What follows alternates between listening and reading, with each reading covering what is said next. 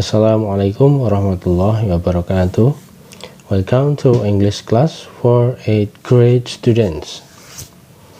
How are you today? I hope all of you are fine. We are still in pembelajaran jarak jauh, and today is the 5th meeting.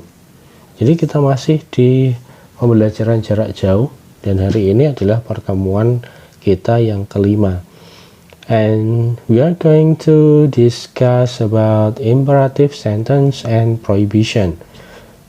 Jadi nanti kita akan membahas tentang imperative sentence dan prohibition.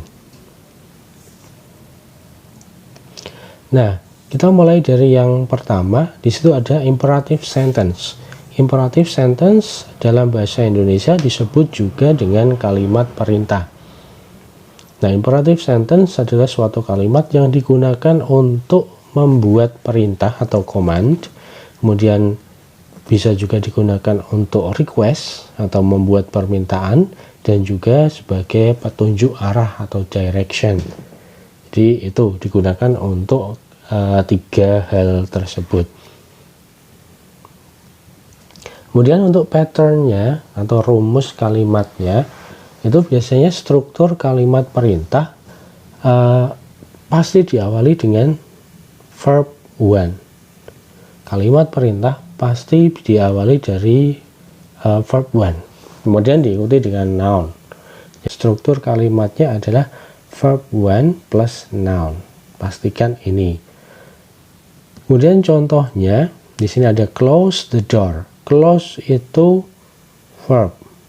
Kemudian ada open the window. Open itu verb. Kemudian ada turn on the fan.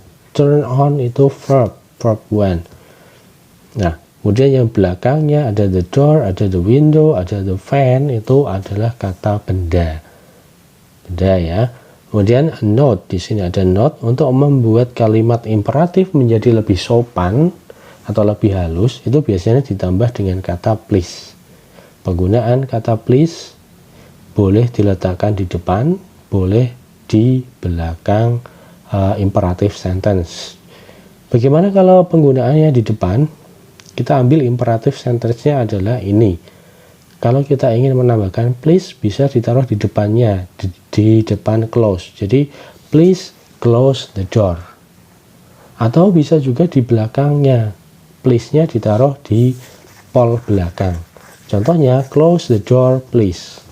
Jadi seperti itu, boleh di depan, boleh juga di belakang. Tapi untuk struktur formalnya, penggunaan kata please biasanya ditaruh di belakang imperative sentence. Jadi pol di belakang. Yang kedua, di situ ada prohibition atau larangan. Jadi prohibition merupakan suatu ungkapan yang digunakan untuk melarang atau memperingatkan orang lain agar tidak melakukan sesuatu. Biasanya kalau dalam bahasa Indonesia itu diawali dari kata jangan. Nah, itu. Kemudian prohibition itu dibagi menjadi dua bentuk ya. Yang pertama adalah verbal prohibition. Yang kedua adalah nominal prohibition. Nah, untuk verbal itu berasal dari kata verb, artinya kata kerja.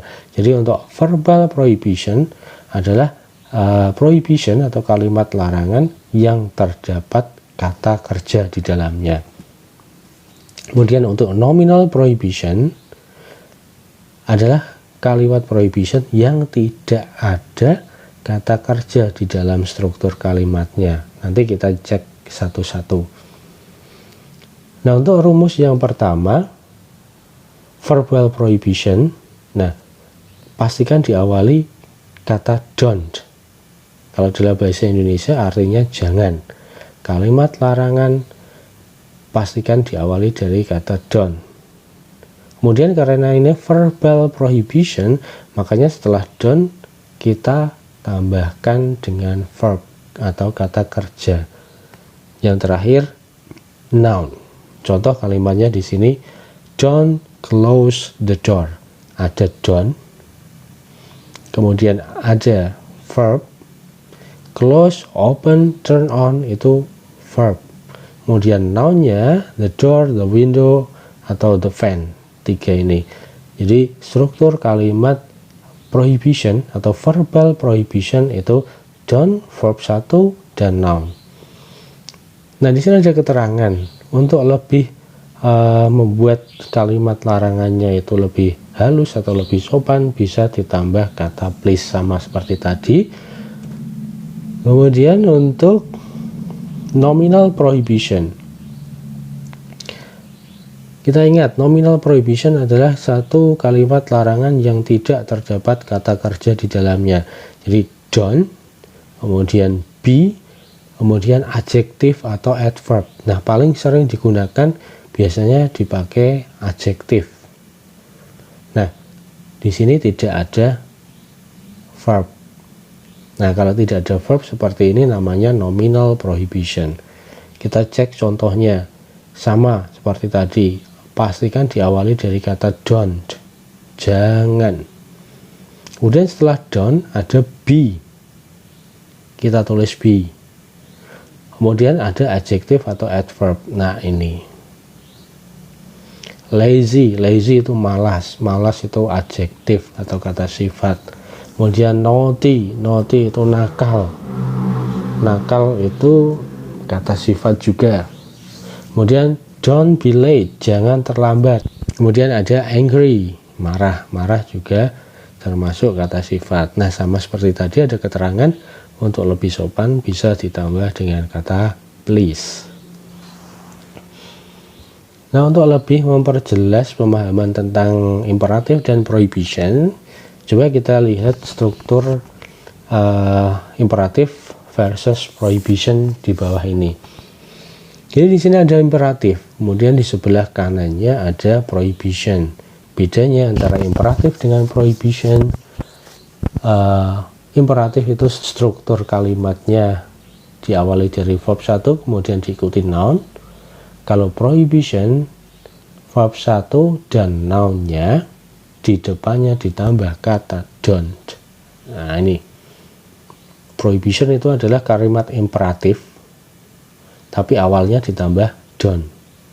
Sama close the door, di sini ada close the door tapi depannya ditambah don't. Close the door, kalimat perintah, tutup pintunya. Kalau dibuat kalimat larangan, don't close the door, jangan tutup pintunya. Jadi seperti itu.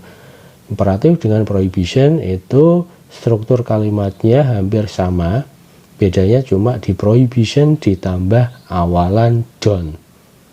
Jadi seperti itu. Ada open the window, kalau di prohibition menjadi don't open the window. Kemudian kalau di imperatif ada turn on the fan, di prohibition berubah menjadi don't turn on the fan. Jadi seperti itu, ditambah awalan don't. Kemudian di sini masih ada dua lagi. Dua yang bawah ini adalah nominal prohibition karena tidak ada verbnya. Nah, untuk nominal prohibition seperti yang sudah dijelaskan tadi, rumusnya don't, kemudian diikuti be, kemudian diikuti adjektif. Ini struktur kalimatnya. Jadi itu materi kita pada pertemuan kali ini. Nah, sebelum kita akhiri, ini ada sedikit kisi-kisi soal UHB atau midterm test materials. Jadi minggu depan kita sudah masuk ke ulangan harian bersama, dan untuk materinya kita akan mereview sebentar ya. Jadi ada 5 materi yang nantinya akan diujikan di ulangan harian bersama. Ada asking and giving opinion, ini ada di pertemuan pertama. Kemudian ada attention and understanding, ini ada di pertemuan kedua. Kemudian ada ability and inability, ada di pertemuan ketiga. Kemudian ada suggestion and understanding, ada di pertemuan keempat. Kemudian imperative and prohibition, yang baru saja kita bahas pada pertemuan kali ini. Jadi ada 5 ini, nanti silakan dipelajari. Untuk yang 1, 2, 3 ini nanti porsi soalnya akan lebih banyak daripada 2 yang ada di bawah ini, nomor 4 dan 5. Jadi pastikan nomor 1 sampai dengan 3 nanti porsi soalnya lebih banyak daripada nomor 4 dan nomor 5. Untuk bentuk soalnya bisa kalian pelajari soal-soal yang ada di LKS. Nanti soal UHB-nya kurang lebih akan seperti itu. Nah, untuk menambah latihan kalian dalam mempersiapkan UHB, nanti untuk tugas pada pertemuan kelima kali ini kalian akan diminta mengerjakan LKS. Jawabannya nanti dikirim lewat Google Form. Soalnya ada di LKS halaman 30 sampai dengan 31, nomor 1 sampai dengan 20 pilihan ganda. Ya, nanti bisa masuk ke link soal, kemudian jawabannya diisikan di Google Form. Oke, jadi itu yang bisa saya sampaikan di pertemuan kali ini. Thanks for joining the class. Terima kasih sudah bergabung di kelas bahasa Inggris. See you again in the next meeting. Sampai ketemu lagi di pertemuan berikutnya, otomatis setelah selesai UHB atau ulangan harian bersama. Oke, see you again. Wassalamualaikum warahmatullahi wabarakatuh.